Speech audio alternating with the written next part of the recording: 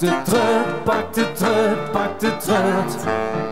Loders lachen, loders zingen, gent getut. Leef Jokussen en allerleefste Jokussinnen.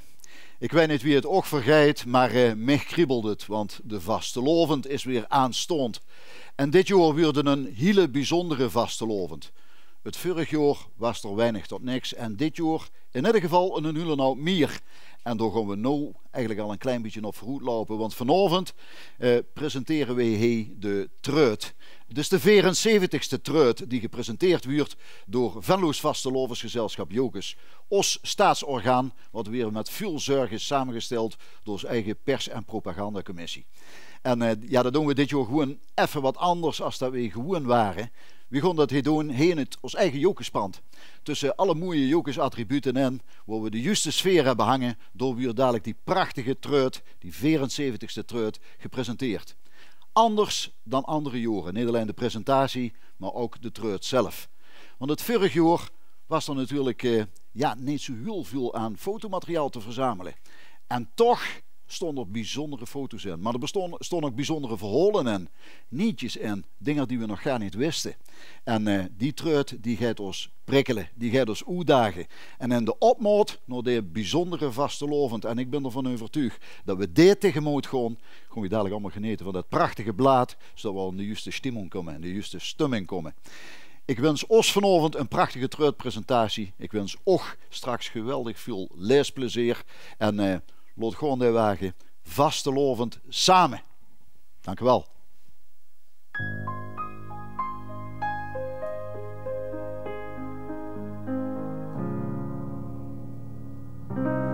Hier was het leven en hier wordt gedanst en alles gegeven, want ja, de krieks maar een kans per jaar. Neem eens verlegen, hier zong mijn stad. Wind en regen sneeuw zelfs, maar nemers had het ooit zo warm gehad. Joeks en wat liedjes zien zat. Hessen het koud vanavond, bissen alleen vannacht. Gluift aan dat vastelovend in een hukje op de heewaag. Bissen het kwiet vanavond en hoop ze op meer vannacht. Druim van de vastelovend en van kleur in de winternacht. Hij wordt geknoeveld en hij wordt gevierd. En boete was toen maar zonder bed, precies wie ons vroeger is geleerd. 3 dagen dan niet meer. Hessen het koud vanavond, bissen alleen vannacht. Gluift aan dat vastelovend in een hukje op de heewaag. Bissen het kwiet vanavond en hoop ze op meer vannacht. Druim van de vastelovend en van kleur in de winternacht. Wat hebben we lang gewaagd. Hessen het koud vanavond, bissen alleen vannacht. Gluift aan dat vastelovend in een hukje op de heewaag. Bissen het kwiet vanavond en vul ze het ver vannacht. Ik ben de vastelovend en ik beloof dat ik op dich wacht.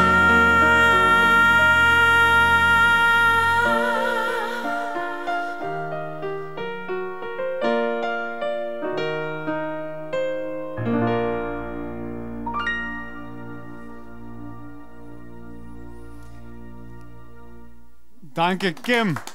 Alleen vanavond liedje nummer 4 op Open Jokers en hopelijk dit jaar met z'n allen zumpen op de meert op die mooie liedje. Dank je, Kim. De troon van geluk, altijd. 20. En Kim zong het net al. Geluift al net vastelovend in een hukske op de wacht. En vastelovend zit al heel lang in een hukske. Maar vandaag kup een beetje de route. We zien namelijk bij de Treut-presentatie. En ik hoop dat over 2 weken de vastelovend gaan zoet een hoog kump. En dan met z'n allen in de stad mogen vieren. Maar vanavond de Treut. De echte Treut-presentatie. En ik heb vandaag 3 gasten. Jaap Stroeken, Maarten Bastiaans en Peter Leijsten. Hier, goedenavond. Fijn dat je het er ziet. Passen de smoking nog? Zeker. Net huur ik even. Het knopje is een beetje strakker, joh. Ja, maar het knopje was kapot. Een paar weken geleden trainen voor de Venloop, dus dan zijn we zo goed bezig. Als hij ook door me gewoon. Ik heb nog letsen over. Dus nog letsen? Nee, ik heb hele mooie letsen. Van Jokers, ja. Maarten, die schreef al 5 jaar voor de Treut. Het is redelijk jong als ze door mee begint. Wie best bij de Treut begos? Nou, ik vond het, volgens mij was het 5 jaar geleden eigenlijk al heel leuk om te schrijven. Ik vind het al veel langer leuk om te schrijven. Maar toen is het volgens mij ontstaan dat ik een beetje voor mezelf begon met prinsen gooien. En toen het me volgens mij een keer benaderd van, wil ze niet voor de Treut schrijven? Ja, dat is blogs op internet. Ja, klopt, ja. En als het prinsen gooien een keer goed gaat, of is het altijd fout? Nee, ik heb Ruud volgens mij goed gegooid, ja. Maar dat is makkelijk. Ja, dat is makkelijk, 7 jaar later. Ja. Altijd 7 jaar later. Jaap, je bent hoofdredacteur van De Treut. Die is dus verantwoordelijk voor eigenlijk alles wat in het blad komt. Was het een moeilijk jaar dat jaar? Ja, die was natuurlijk creatief wel uitgedaagd, zeker. Ja. Natuurlijk, vorig jaar hadden we natuurlijk niet te vastgelopen te woelen. Dit jaar ging natuurlijk een aantal evenementen jammer genoeg niet door. Maar ja, we zien door wel gedwongen onszelf opnieuw uit te vinden. En er zijn nieuwe ideeën ontstaan die we op een leuke manier hopelijk hebben kunnen laten zien. Ja, vorig jaar had ze nog de foto's van het jaar ervoor. Ja. En wie ik de Treut ook ken, wat ik vroeger had idee was, blijer is de man erin op een mottenballen bouwen. Ja. En dat is dit jaar eigenlijk gaar niet, want we hebben graag geen evenementen gehad behalve Open Jokers. Nee, dat klopt. Heb je de opvulling gevonden? Ja, natuurlijk hebben we wel de vastgelopen ook van vorig jaar in beeld gebracht. Via een gastfotograaf, Constant Jentjes. We hebben ook vorig jaar een online campagne laten lopen via onze kanalen Vasteloven Tours. Die foto's hebben we gebruikt. Natuurlijk hebben we ook actualiteit, de leedjes over het Neumse en zo hebben we nog een aantal andere dingen. Maar we hebben dit jaar door hem gedacht, we gewoon wel een aantal nieuwe rubrieken toevoegen. Waar we vooral de Vasteloven in beeld laten zien. Ons allemaal laten zien, want Vasteloven maken we samen. En merk ze dan nu dat mensen het echt toes hebben gevierd, dat de verhalen ook misschien wat persoonlijker weer, of dat de foto's wat minder georganiseerd zien? Ja, dat is natuurlijk wel truc, ja. Kijk, dat is dus niet de foto's truc in een volle boerenmoosbal of een volle hofbal natuurlijk. Maar we hebben ook wel met rubrieken gekeken. Maar ja, wie kunnen we toch de vastelovensfeer ophalen? Ja. Kijk, want in deze zin, we hebben ook geen moment getwijfeld, moest er een Treut komen of niet. Die moest er gewoon komen, hè. Want Jokers zijn natuurlijk veel meer dan alleen maar de evenementen organiseren waar veel mensen naartoe komen. We willen ook hier de vasteloven met mensen toesbrengen. En bijvoorbeeld een nieuwe rubriek die we dit jaar hebben is dat we met een aantal mensen, bijvoorbeeld met de Vors en met Jeroen van der Ham, zien we in een Eurovastelovensalbum gedoken. Van wie heeft zich vroeger en nou die de vasteloven beleefd, wat zien voor dit belangrijke momenten. Ja.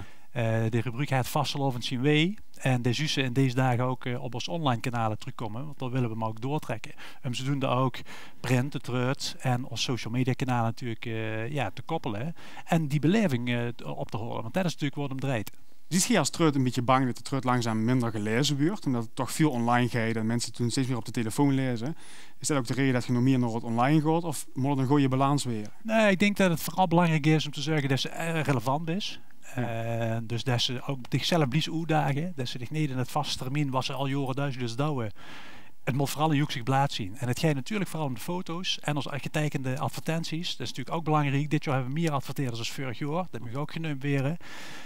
Maar dan moet je blijven uitdagen. Dichzelf, maar ook door anderen erbij te betrekken. En door dat ze blies kijken van wie kan ik dat feest nou eens een keer op een andere manier in beeld brengen. En wie kan ze ook door aan andere verhalen aan toevoegen. Zodat ze vooral blies kijken. En dat ze hem misschien een paar dagen later nog een keer terugpakt. Om een verhaal van Maarten te lezen of een column van Peter of andere dingen. Ik denk, zolang dat ze zorgt dat ze relevant is. En dat ze inderdaad de Treut koppels met bijvoorbeeld de stoesbladen en met de social media kanalen. Ja, dat elkaar gaat versterken. Ja. En dat is wat we proberen te doen. Ik heb twee dochters toes, nog kleine meisjes. Ja. Die gaan vastelovend nu echt leren kennen. Ja. Wie is de afgelopen jaren eigenlijk gezegd dat ze toch de vastelovend kosten vieren en het gevoel te pakken kregen? Want dat moesten toch leren op de leeftijd. Ja, nou ja, dat was natuurlijk wel lastig. Maar ja, vooral ook, we hebben goed het hoes versierd, we hebben de pleetjes gedraaid. En Furger mocht natuurlijk helemaal niks. Ja. Maar we hebben toch in de stroom nog wat gedaan. En het moeiste was dat ze zelf de zolder op gingen en een hutje of dit of dat pakten. Zit er toch in? Ja, wie we vastelovend zondag even niet keken, toen hadden ze zichzelf stiekem gesminkt en dat zo op de kleier. Maar ja, goed, ze blieven toch zo ondernemen. Dus ze zien wel heel nieuwsgierig. Maar dat is natuurlijk ook, daar hebben we ook voor de treur natuurlijk over nagedacht. Van ja, wie kent ze dat juist stimuleren? Dat moest dat vuur toch brandend houden. En ja, hopelijk gaat dat ook dit jaar lukken natuurlijk. Ja, we gaan het zien. Hopelijk dit jaar weer een normale vastelovend. We zetten ook een stuk in de treur en daar best redelijk meer van dan ik dat doen. En dat gaat over de vastelovend van vroeger. En dan staat een stuk in over 1898 moet ik zeggen. Klopt. Ja. Er was toen iets met de hoerigheid, of dat was niet ganz duidelijk. Wat kunnen mensen door, kleine spoiler, wat kunnen mensen door een lezen? Nou ja, tegen niemand zeggen, maar zelfs dit jaar staat er niet een hoerigheid in de treut. Alsjeblieft. Dat is niet van 2022 natuurlijk. Dat is ook niet Maarten, voor de duidelijkheid. Nee, Peter misschien, weten we niet. Nee, maar we hebben al denk ik al een jaar of 15 en dat we ook een gebeurtenis uit het verleden laten zien. En dit jaar dachten we, laten we eens terugkijken naar de 19e eeuw. Wie Venlo ook vastelovend wordt gevierd. En dat jaar was de neus, 1898. Ik zie daar gelukkig ook foto's van. Is het er lang van moeten graven of waren die al bekend? Nee, we hadden er een aantal beelden al van. Maar we hebben ook bij het gemeentearchief nieuwe beelden gevonden die we nog niet zien getuurd. Dus ja, daar hebben we een verholen meer gebouwd. En wie we er eigenlijk in doken, kwam al gauw genoeg, wat we zelf niet wisten, de naam van de hoerigheid in dat jaar naar boven. Dus dat maakt het wel uniek, ja. En kennen we de naam of was het echt een onbekende? Nou, ik denk dat we dat mag kennen. Is wel nog steeds familie in Venlo. Nee, de hoerigheid in dat jaar en het verhaal in het bouwen natuurlijk gans op. Wie zoekt dat jaar de route? Want hoe dit niks vergelijkbaar met nou kwam vastelovend eigenlijk weer terug. En dat er ook weer een opdracht was. Hij was raadslid bij Jokes al een jaar of 6. En de hoerigheid dat jaar was Paul Thiewesse. Dus prins Paul I. Die ging Jokes voor. En bij toeval stuiten we erop. En dus hebben we er een verhaal over gemaakt. En we zien ook met familie in Venlo in contact gekomen. Bijvoorbeeld Mark Reserveur, ook oud-adjudant. Ja. Hebben we mee contact gehad. We hebben wat andere mensen gesproken. Vooral ook als het ware die foto's te gebruiken en een soort van stadswandeling in den te maken. Ja, dat is eigenlijk wel moeilijk, want de vastelovend groeit dan eigenlijk naar vroeger toe, maar we groeien ook door de jaren die als vuur liggen gewoon. Dus de treut kan eigenlijk alleen maar dieker en dieker en dieker weer. Weer niet dieker en dieker en dieker weer, maar wel een knappe jongen is. Dat is Bram Holla. En die kunt hier voor ook een debuut doen. Dus we maken even plaats en hier is voor ook Bram Holla. Dames en heren, we gaan een huurspel doen. De bedoeling is dan dat ik een kwant verhulken vertel en dat gaat door de geluiden bij maken. Dus als ik dan bijvoorbeeld zeg, singelen, singelen. Nee, singelen, moet je dan nog zeggen, ja? En confetti-kanon ging af. Ja, de roldeur van de Jokershal ging toe. De sterrenstralen. Lastig, hè? Dat is toch lastig. Het was een fijne voorjaarsdag. De vogel floten. Wind door de buim. En een kikker kwaakde. Een kikker kwaakde. In een auto zouden een oudere hier. Laten we hem Henk nemen. Henk stond in de wagen en had Omroep Venlo aanstaan. Op dat moment speelde pak de trut, pak de trut, pak de trut. Lorders lachen, lorders zingen. En hij hoorde op de radio, u luistert naar Omroep Venlo. Hij zag, wie weten die dat toch? Maar, zag de zaal. Ik dacht dat Henk wat slimmer was. Nee, dat hoeft ze niet te zeggen. Dat is niet erg, nee. Weet je trouwens wat de minst voorkomende meetjesnaam is? Nee, Henk.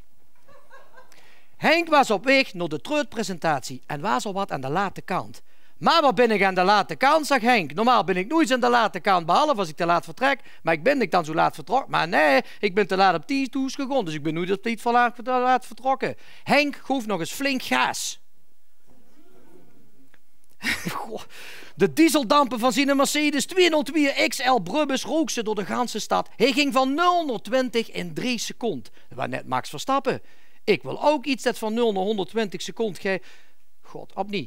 Ik wil ook iets dat van 0 naar 120 gaat in 3 seconden, had zijn vrouw nog gezegd. En toen het Henk hem een weegschool gegeven. Aangekomen bij Hotel Wilhelmina dook hij meteen de achterzaal in. Neem een stoel. Leeg. Alleen een klok tikte heel zaag aan de moor. Heel zaag. Zaagt er? Het was een koekoeksklok. En die was kapot. Waar moet ik nou zien, dag Henk? De treutpresentatie was toch altijd to? Waar is iedereen nou toch? Doorbranden en dan zijn lemke in Henk zijn kop. Hotel Americain, ook in de achterzaal. Ja, doorheer. En hij spooide zich naar boete. En doorregende het ondertussen. Met bek uit de hemel. Regen. Wind. Storm. Onweer. Alles. Gelukkig is Henk niet zo goed, dus hij had pas als laatste in de gaten dat het maaimde. En toen was ze al te hoogte van de Jokesaan op het museumplein. Vlot naar binnen bij Amerika. Liet nog een stolenveer. Dank. Achter in de zaal. Neem eens. Neem eens. Ook leeg. Huh, zag hij. Huh? Nee, nee, nee. Ze waren net een koe aan het slachten in de keuken. Gans verbouwereerd stond Henk de boete te kieken. Waar moet ik nou toch, heer? Waar is die presentatie van het staatsorgaan van Jokes? Dadelijk zien ze begols zonder mij. Doe maar niet. Hij wist het. En hij wist het zeker. Door de floddergats. Voorbij de klep. De buren. 2 boeteluimers die hem een paar nieuwe schoen vroegen. Ik zoek nieuwe schoenen voor mij en voor mijn vriend. Welke maat? Vroeg Henk. Kevin, zag de boeteluimer. Voorbij de keizerin, het Dominicanenplein op. Dode Jules Christus op zee. Donkere zaal. Gans leeg. Henk viel op de knieën. Beuken. Krieten. Man, die heel niet op. Hij vulde zich gans alleen. En woel het liefste tegen zijn nieuwe kielef aankroepen. Hij had zich net een heurige nekshond gekocht. Door kreeg hij een appje. Oké. Waar hij bleef? Huh? Wie? Wat moet ik zien dan? Ik ben de halve stad al door geweest. Online. Hi wijn? Henk was in een buizer. En af en toe dronk hij wat. Online! In het appje. Online! Henk sprak vloeibaar Pruis. Of ze via de computer wil kijken. Ah, zag Henk. A, B. Oh, laat maar. Vanwege de stroling in die Bokense kerncentrale is er lockdown. Ja, hij wist het weer. Maar wat stom. En daarom zoekt Henk, gans alleen, in een donker hukske, op zijn telefoon, via de Google Meet, de treutpresentatie te volgen. En toen zongen ze allemaal online. Pak de treut, pak de treut, pak de treut. Hey, loders lachen, loders zingen, geen geteut. Krom is allemaal recht van een treut. Hallekie, zat. Dank je Bram voor het prachtige huurspel. En ik hoop dat je toes fijn hebt mee kunnen doen en dat het alweer een beetje kriebelt voor de pronkzitting van volgend jaar. Een persoon wordt ook altijd bekriebeld, de ganse Vastelovend. Want dat is Maarten Bastiaans. Dat zeg ik goed, Maarten. Ja, zeker, absoluut. Ja. Maarten, die is commandant van de garde. Die gaat al 2 jaar geen dreespan gehad of tussen de deurkers ophalen of een pilsje inschenken. Is ze dat gemist of heeft ze dat op een andere manier opgelost? Ja, ik heb het toch toen een beetje proberen door te zetten. Dus ik was wat extra geland voor mijn vriendin de afgelopen 2 jaar. Dan, ook wel eens fijn. Ja, die waardeerde het echt ontzettend. Dus. En dan kap ze volgend jaar dan ook gelijk mee? Of geeft dat helft anders? Nee, ik kap met wat anders. Dus dan komen we er mee door gelukkig. Ja. Maarten, dit is een van de jongste schrijvers van de treut. Wat heb ik ooit bewogen om te gaan schrijven überhaupt? Want daar kiezen niet veel jongens voor. Ja, wat me toch, daar moet ik echt heel diep van graven. Ja, ik vond het gewoon altijd leuk om verhalen te schrijven, verhalen te verzinnen. En dan moet ik wel zeggen, verzinnen doe ik geen verhalen meer. Want ik hou er wel echt veel van aan de hand van interviews wat te schrijven. En ja, het echte schrijven en ook voor de treut. Ja, me gewoon een keer even benaderd. 4 jaar geleden, wie ze is, toen ik online een beetje prinsenrooien deed. En wat maakte dan als ik dacht van Maarten, die kunt voor ons schrijven? Ja, dat is wel, ik kan altijd wel in de gaten dat ik makkelijk een verhaal kan schrijven. En we vinden het ook leuk om ook nieuwe mensen natuurlijk erbij te betrekken. Ja. We hebben natuurlijk onze eigen PNP-commissie, maar ja, het is ook goed om met de woord van Harry Pauwels te spreken, om de ramen open te zetten. En je hebt er een hele frisse kiek op. Ja. En ook dit jaar hebben we een heel leuk verhaal maken.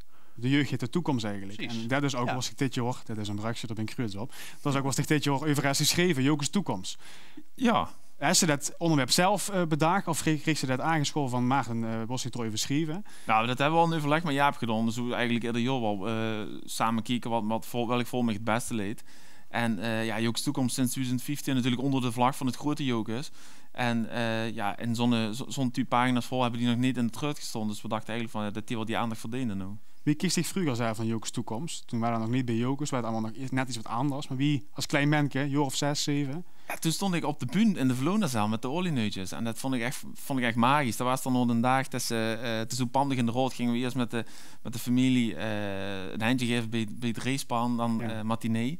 Maar s'avonds begon ze pas voor mij, want dan ging ze met de olieneutjes naar Jokes Toekomst. Ja, dat vond ik magisch. En dan kwam door aan de Prins. Of die hadden de ja, door Troy volgens mij eerst het racepan af. Ja. En dan daarna olieneutjes. En dan kwam het einde niet het racepan. Ja, ik was toen gewoon de hoofdact. Dat kennen we toch wel. Ja, hoofdact wil ik niet. Ik kon mezelf niet te veel. Ook in de buurt doen, toch? Ja, lot gewoon. Nou, ik stond zelf niet in de buurt. Okay. Maar dus je herinnert Jokers Toekomst wel met vastelovend. Ja. En wat biologeerde dich dan om dan nu over te gaan schrijven? Want Jokers Toekomst is best wel wat veranderd de afgelopen jaren. Ja, dan merk je natuurlijk dat het voor heel veel mensen en mensen hebben door de vastelovend gevierd. Persoonlijk, ik heb nu bij Jokers Toekomst gezeten.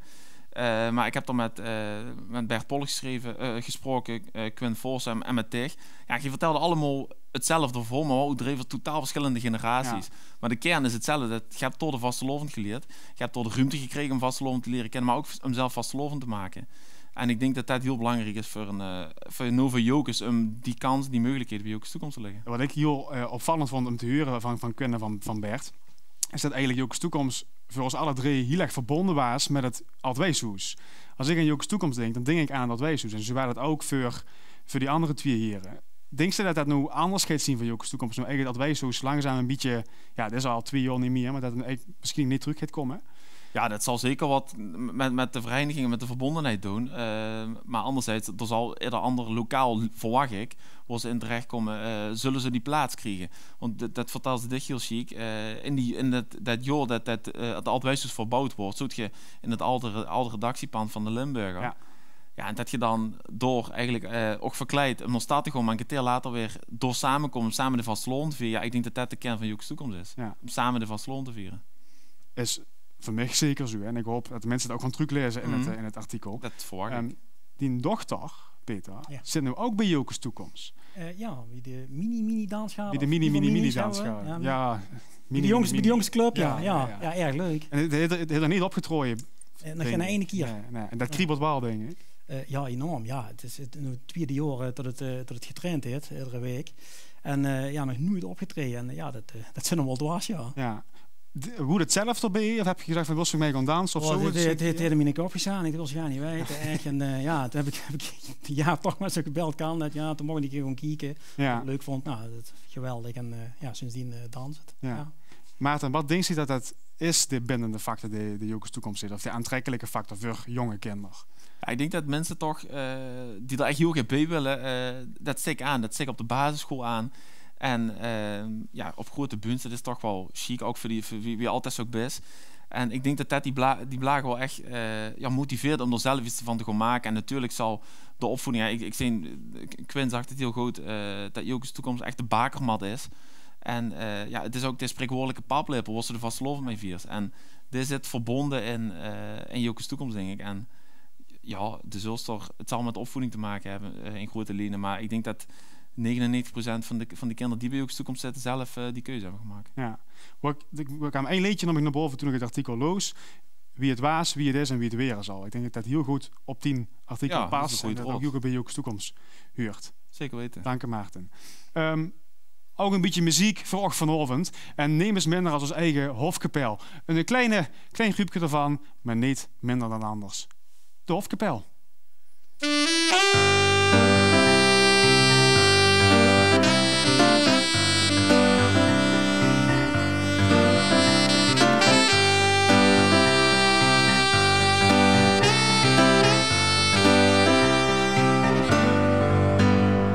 Daar viel is een ster uit de hemel, daar viel is een ster in de nacht. En immers deed de winst van zijn leven, en toch gebeurde wat hij nooit had verwacht. Ja,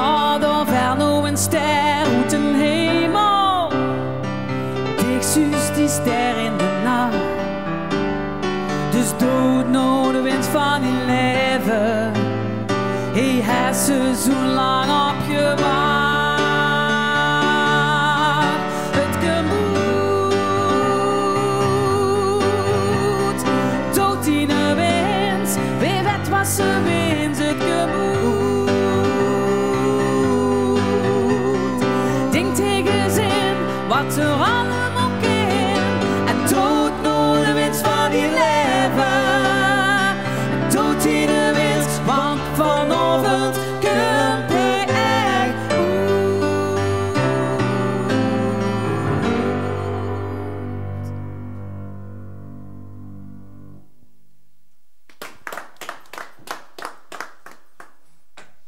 Dank Hofkapel. En we zien nog straks ook nog heel even terug. Wie ook even is tijd, dat is Peter. Peter die is columnist bij de Limburger, journalist. Ja. En die schreef geregeld ook over die eigen kinderen, over de opvoeding en wie ze daarmee omgeeft. Ben ik toevallig een half uur zit ik zonder. Ik heb dat 4 jaar gedaan, maar als de dochter 2 jaar voor puberleeftijd. Dat gaan we zin nee, wordt steeds lastiger. Ja. Wil niet. Dus Jacques Paul begint dan met zijn leraar Nederlands en ik ken die vader en dan dat is best weer het Nederlands zien ook. Lastige leeftijd. Maar gelukkig hebben we nog een wat kleiner en die vindt het nog wel leuk dus. De schrift er veel over en het is ook nu in de treut gedaan. Ik ga nog niet verklappen waar ze over is geschreven, want dat moeten mensen gewoon fijn zelf lezen. Ja. Maar om ik er wel afvragen, wie is zich vanaf kleins af aan bezig geweest om de vastelovend erin te krijgen? Ja, veel neer gewoon. Ja, dan paplepel. Het liep mij in de bolderkeer de school op. Bolderkeer. Ik ben zelf een kind van Oost. Dus bovenop de berg tegenover Marianne ben ik opgegroeid. Dus ik ging in Maagdenberg door 4 avonden lang feest vieren. En dan word ik ouder stadje, tuurlijk. Ja. Kijk, wij vieren zelf allemaal vastelovend en ook niet zo zuinig. Joke is iemand die ook veel zelf en ook een dochter bij Joke zit. Wat denk je dat het is dat de vastelovend al heel jong inkruipt? Is het de muziek of het gevoel op papa en mam overbrengen? Want iedereen wordt ermee besmet. Vooral, wat ik zelf, het opkieken, ik kies er echt tegenop. Dan komen die mensen met die muts door de straat of in de zaal binnen. Ja, daar krijg ik nog steeds kippenvel van. Ja, dat is voor mij echt iets magisch. Ja, het is natuurlijk ook een gevoel van, het is feest. En er gaat wat gebeuren en anders is anders. En dan moest ik verkleien en oos. Ik alleen maar lol en plezier te maken met iedereen. In de Maas. Dit was het 4 dagen. Ja. Dus ik vind echt, de elders is echt een belangrijke rol. En door is ook deze 2 jaar, de laatste keer dat Suus, mijn jongste dochter, toen was het 6, op het podium, toen het in de Hoenderstal stond te dansen. Ik stelde voor, je gaat niet door dit jaar de vastelovend. En in het volgende jaar is het Horstien. Dus het gaat een mini meer.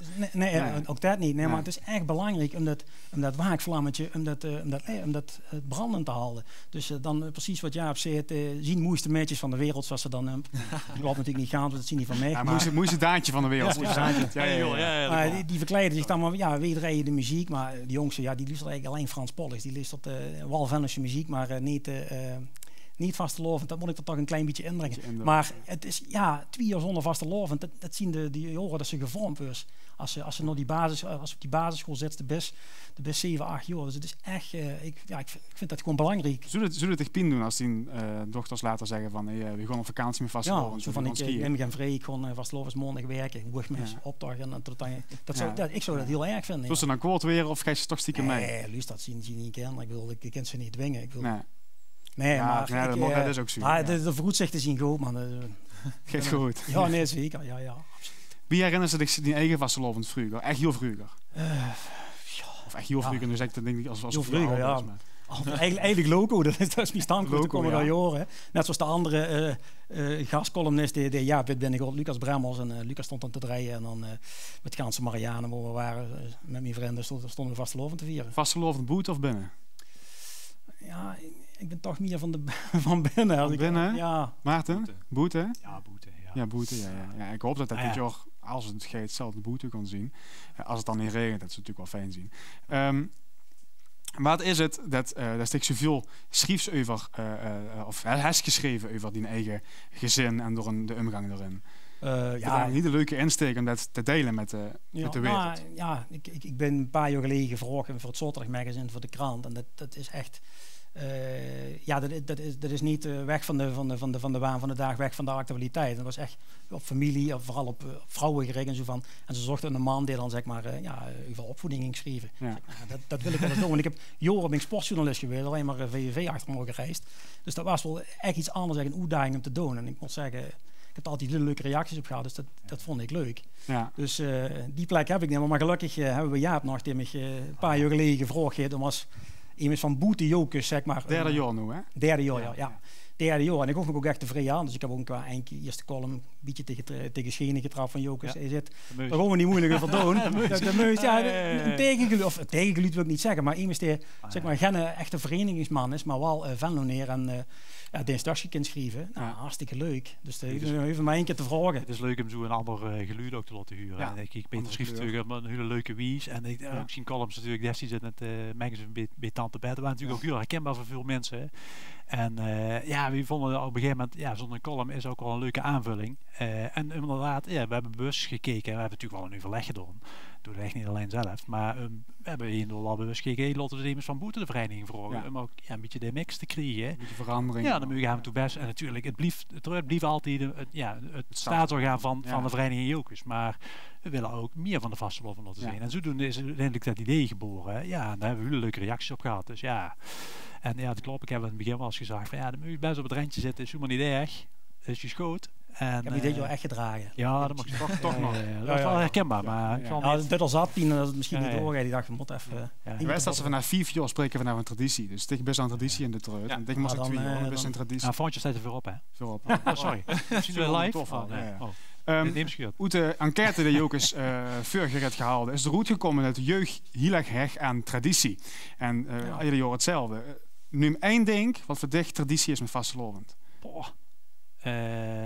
Boerenbroelof. Zeker. Is het dan echt een evenement of gewoon... Wat voor dicht traditie is? Ja, vastelovend zaterdag in alle herdersvruchten. Volgens mij is de zonnig niet eens op. Gewoon ontbijt en dan zo vroeg mogelijk de stad in. Ja. Met vrienden. Dat is voor mij maar voor het podium staan. Niet zozeer eigenlijk. Ja. Goed samen zien. Ja. Eén ding wil nemen met mijn vrienden een half over dat de optocht begint al op de meertklaar staan. Die hoogmis, die vastelovers. Welke bocht heeft ze dan? Ja, de route verandert nog wel eens. Meestal bij Old Dutch staan we. Er stonden een paar jaar met dezelfde mensen. En dat is de mooiste dag van het jaar. Ja, mooi. Heren, bedankt. Fijn dat je er was vandaag. Ik ben zeer benieuwd wat de rest van de tour nog gaat brengen. Ik hoop dat de mensen ook stukken met veel plezier gaan lezen. En dan hebben we hopelijk een hele fijne vastelovend. En als we elkaar zien, dan heffen we samen het glaas. Dat doen we zeker. Bedankt. Dankjewel. We doen ook Gerard Glaas heffen. Dat is onze eigen hofkapel. Dus geniet, dans van een lekker leedje.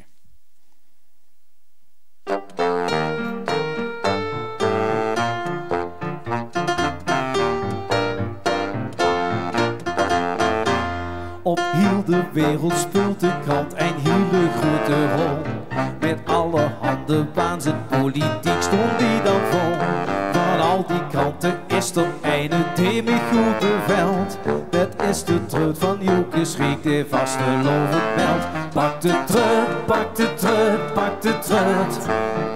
Loders lachen, loders zingen en geteut. Met de treut blussen echt, al wat komt is allemaal recht. Van een treut huurt niemand slecht. Pak de treut, pak de treut, pak de treut. Loders lachen, loders zingen en geteut. Al de treut maar in de hand. Dan heb ze nooit geen trammeland. De treut en vastelovend is wie pot op bij de vis. En weet het niet begrepen kan, die weet niet wat hij mis. Mijn tante Mieke had zo'n treut en dat zo goed melei. Het was door zoek de pot van en die zong met Mieke mee. Pak de treut, pak de treut, pak de treut. Loders lachen, loders zingen en geteut. Met de treut blussen echt, al wat komt is allemaal recht. Van een treut huurt niemand slecht. Pak de treut, pak de treut, pak de treut. Loders lachen, loders zingen en geteut. Al de treut maar in de hand. Dan heb ze nooit geen trammeland. Pak de treut, pak de treut, pak de treut. loders zingen en getut. Met de trut bluurt ze echt, al wat komt is allemaal recht. Van de trut wordt niemand slecht. Pak de trut, pak de trut, pak de trut.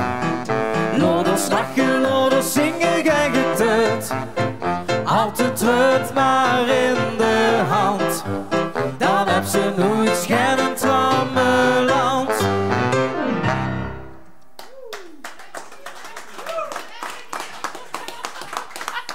Dank Hofkapel. En ondertussen zien er 2 wichtige heren aan tafel geschoven. Voorzitter en vorstjoekstjes in 11e, de heer Roel Versleyen. En Roy Dambacher, oftewel burggraaf Pottekieker. Ook wel voorzitter van de PNP van Joekes. Dus eigenlijk een beetje de beschermheer van de ganse treut. Ja. Zeg ik dat goed? Het gebeurt allemaal in onze commissie.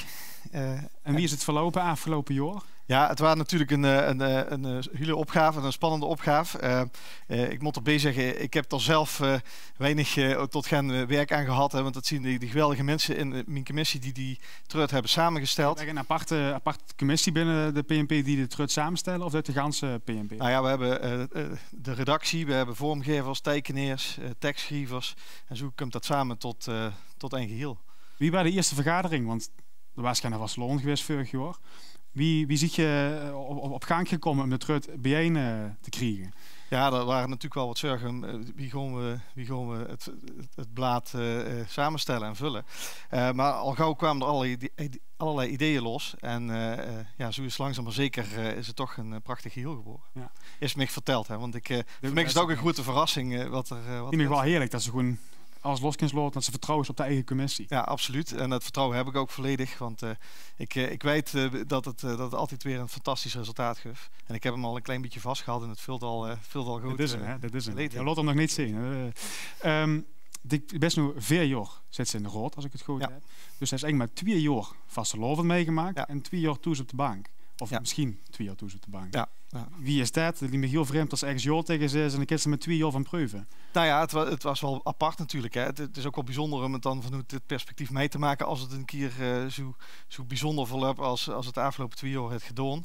Maar het was zeker ook wel een uitdaging, want er is toch het gevoel en de behoefte om iets te doen binnen de mogelijkheden die er zien. Ja. Die waren vorig jaar zeer beperkt. Dit jaar is het alweer wat ruimer. Hè. We stonden hier gelukkig nu alweer met een paar man. Dus ja, het was wel even zoeken naar de mogelijkheden. Ja. Maar dat waren voor de ganse vereniging en voor alle vastelovensvierders natuurlijk het geval. Ik denk dat je als PNP-commissie nog wel het meeste hebt kunnen doen van gans Jokers. Want je hebt online en dan met de treut. Maar bijna alle andere commissies van Jokers hebben toch wel wat stiller gelegen. Niet dat ze gar niks hebben gedaan. Je als voorzitter, je hebt natuurlijk de vereniging gezond moeten blijven houden. Maar eigenlijk ook taak wordt je het meeste bekend om stoot, het dreespan. Dit heb je ook 2 jaar niet kunnen doen. Wie is het als voorzien om 2 jaar geen dreespan onder de vleugels te hebben? Dat is met een deilen woord, want het vorig jaar hadden we natuurlijk nog wel steeds een dreespan onder ons vleugels. Alleen, ja, dat dreespan, dat was het dreespan van het jaar doorvuur. En binnenkort, op 12 februari, dan gaan we afscheid nemen van dat dreespan. Dat doen we van Prins Marcel II, samen met zijn adjudanten. En ja, dat is natuurlijk een hele bijzondere periode. Wat dat betreft ja, nemen wij van haar afscheid. Ze hebben eigenlijk geschiedenis geschreven door als langzittend dreespan ooit binnen de geschiedenis van Jokers. En dat is een lange geschiedenis. Maar ja, eigenlijk wil ze dat natuurlijk niet. Eigenlijk wil ze ieder jaar de Venlose gemeenschap verrassen met een nieuw sprankelend dreespan. Ja. En hopelijk gaat dat het volgend jaar weer gebeuren. En daar ziet het ook eigenlijk wel naar uit. Ik heb er een goede hoop op en ik hoop een heel veel Venloneren met mij. Ja. Maar ja, dit jaar hebben we de Schenneprins. En ja, dat maakt het wel ja, een beetje maf. Dus als er dit jaar een vastelovend komt, ziet je eigenlijk zonder functie in de stad? Er komt sowieso vastelovend. De vraag is wie we het gewoon vieren. En we gaan het vieren zonder hoerigheid. En mocht er nu in de stad stormen, wat is dan het eerste wat je gaat doen als je de stad in moet? Gaat je nog een bepaalde kroeg of zo'n bepaald? In eerste instantie gewoon ik samen met de Wiezerood van 11 en al die fantastische mensen uit onze vereniging kon ik een heerlijk glas bier drinken. En dit smaakt heerlijk. En dit smaakt heerlijk, dat weet ik zeker. Vooral in dat gezelschap. Want het zijn mensen die met zoveel passie en betrokkenheid met de Venlose vasteloven bezig zijn. En het is allemaal leefdewerk al papier. En dat realiseren niet alle Venloneren zich altijd. Maar het zijn mensen die heel veel vrije tijd en heel veel energie erin zetten om het feest voor de grote Venlose gemeenschap mogelijk te maken. En ja, dat waardeer ik enorm. Daar ben ik gruurs op. Eigenlijk is dat een beetje het Kurkske Woordsvereniging op Drief, als vrijwilligers. En samen met die wil ik hier een glas bier drinken. En dat is het eerste wat ik ga doen. Daar had ik ook aan. Zeker, daar ben je echt van. Oh, heerlijk, heerlijk. Half is ook lekker. Roy, de Treut is een staatsorgaan van Jokes. U hebt al jaren ook met veel afnamen in de winkels gehoord en mensen lezen het hier. Wat is de kracht van de Treut, dingstig? Ja, de kracht van de Treut is dat ze eigenlijk met dat blad al een beetje de vastelovend kan herbeleven die geweest is, hè, de vastelovende die geweest zien. En daarbij mij ook alweer een beetje opwarms voor de komende vastelovend. Het zijn niet alleen de verhalen die erin staan, maar ook de prachtige tekeningen, de foto's, de ganse sfeer die we opgeroepen wordt. En ja, daarmee kunnen we het weer helemaal tot leven. En we hopen dus ook dat, ondanks dat het dit jaar nog allemaal niet zo zal zien wie het waar, dat de Treut toch ook dit keer weer dat gevoel bij iedereen weer aanwakkert. Dit jaar meer Treut dan anders, meer tekst en meer om te lezen, dus ik veel meer van te kunnen genieten. Ja, absoluut. Ik denk dat het tijd is om de Treut officieel te onthullen en te gaan overhandigen. En dan geef ik ook hier de eer aan. Ja, ik heb hem heel voor me liggen. Ik wil het eerste exemplaar Geer overhandigen aan Orgfors. Voordat ik dat doe, wil ik nog eerst mijn grote dank uitspreken naar als adverteerders, als sponsoren, die ook dit jaar weer in grote getalen hebben gezorgd dat de Treut er kost komen, dat het blad is geworden zoals het weer geworden is. Daar zien we ook grote dank voor verschuldigd. We weten dat het niet vanzelfsprekend is, zeker in deze tijden. Maar het is toch echt fantastisch dat jij ons er weer in gesteund hebt.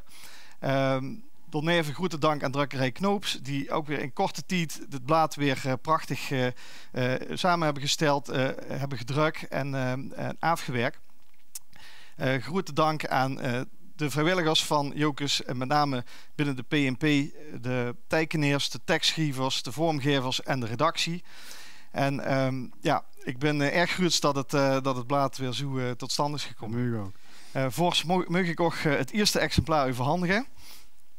Ja. Zo is ze. Alsjeblieft. Dat is een mooi exemplaar geworden. Met een collage van heel veel vierkanten van Treut, moest ze dan zeggen. Hè. Prachtig, dank u wel. Ik kon dit met heel veel plezier lezen. En ik hoop dat heel veel Venloneren die Treut ook met heel veel plezier gaan lezen. Is volgens mij binnenkort te verkrijgen op heel veel verkooppunten. Dus ga hem halen, pak de Treut, zeggen we dan. En ik wil dit eerste exemplaar, die gelegenheid wil ik eigenlijk wel nemen, zul ik heel graag willen opdragen aan alle Venlose vastelovensvierders. Dat ziet G dus allemaal. Die toch in deze twee bijzondere jaren, een jaar hebben we achter ons liggen, dit jaar is ook ja, toch een jaar met beperkingen, maar de Venlose vastelovens zo hoog gehouden. Dit is och Treut, geniet ervan, lees het, leg het ergens niet in de krantenbak, maar midden op de tafel en geniet er iedere dag van. En we gaan ons zien met vastelovend, daar ben ik echt van overtuigd. En volgens mij wil het geen nog iets zeggen over wat er met de vastelovensdag nog allemaal te doen is, neven datgene wat er mogelijk in de stad te doen is. Ja, Jokes is neven dat we hopen weer in de stad wat te kunnen gaan drinken met z'n allen en de vastelovend te kunnen beleven.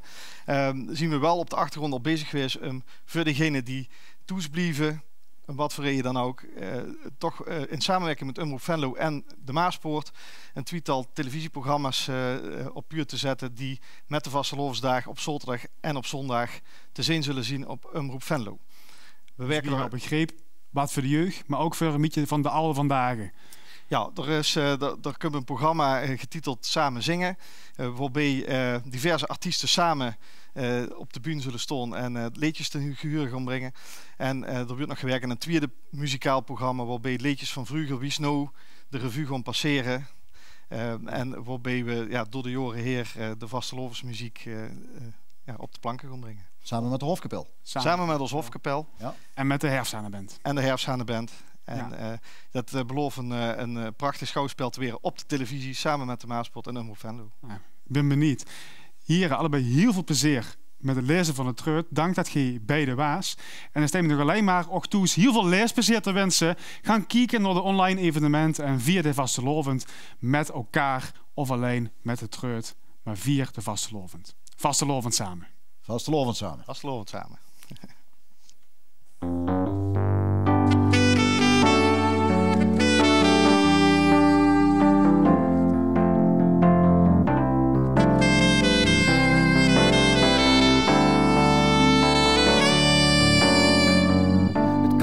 speelt weer prachtig en ik luister indachtig. Ook al ken ik het lied, gans uit mijn kop. Het is een teken dat ik hier woon en het is nog altijd schoon. En daarom stoon ik al morgen slagen door. In Ertje Venlo, hert van de stad. Diep is een deel van mijn leven, waar ik van houd. Diep bezit mijn verleden, geeft ik mijn toekomst zo ja. Oh, Ertje Venlo, Venlo, met dich weer ik out. Ja, met dich weer ik out.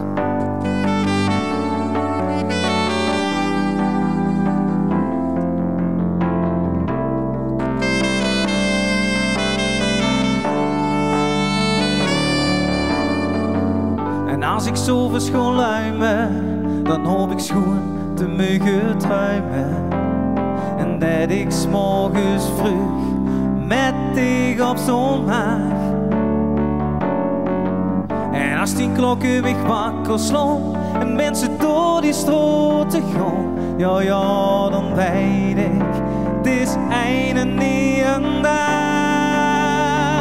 In Ertje Venlo, hert van de stad, diep is een deel van mijn leven, waar ik van houd.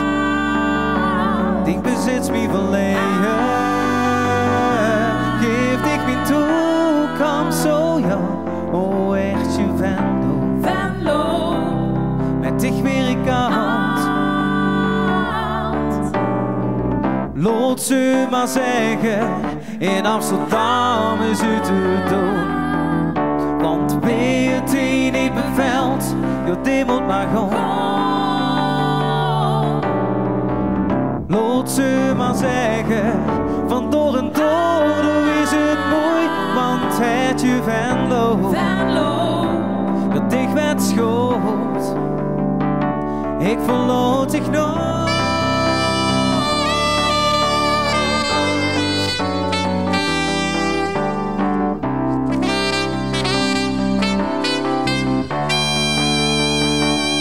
In Ertje Venlo, hert van de stad. Diep is een deel van mijn leven, waar ik van houd.